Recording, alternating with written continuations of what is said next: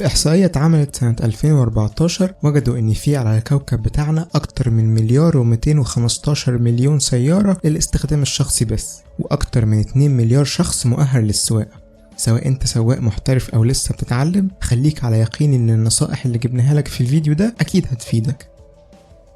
لو راكن عربيتك في الشمس لفترة طويلة، اوعى تركب مباشرة الا لو عايز تاخد حمام ساونا مفاجئ. الحل هو انك تفتح شباك واحد بس على الجانب اليمين مثلا، وتفتح وتقفل بعدها الباب المواجه ليه على الناحية الشمال عدة مرات. ده هيطلع كل الهواء المختزن ويدخل هواء ساقع جديد للسيارة.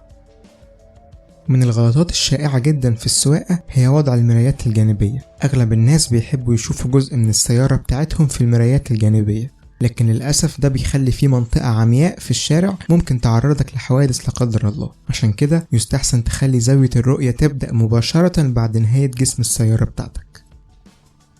في دراسة اتعملت على فئة كبيرة من الناس بيسمعوا موسيقى وهم بيسوقوا، الباحثين اكتشفوا ان كل اللي كانوا بيستمعوا للموسيقى التكنو كانت سواقتهم أسوأ بكتير من المعتاد. عشان كده حاول تتجنب انك تسمع تكنو خالص اثناء ما انت سايق.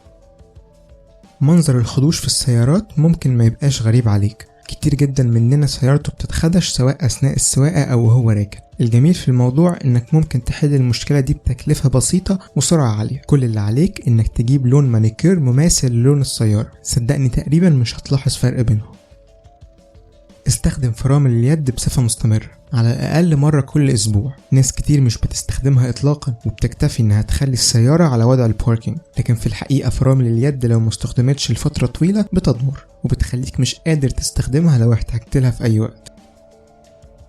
لو ماشي على سرعة عالية وأحد إطارات السيارة فرقع فجأة، إياك تدوس على دواسة الفرامل بأي حال من الأحوال، بل المطلوب منك في الموقف ده إنك تمسك طارة القيادة بقوة وتمنعها من أنها تحود في أي اتجاه. وبعد ما تحكم سيطرتك عليها، ابدأ برفع فرامل اليد بشكل تدريجي بسيط لحد ما السرعة تبدأ تقل عن 40 كيلومتر في الساعة. بعد المرحلة دي ممكن بحذر تدوس على الفرامل لحد ما تتوقف بسلام.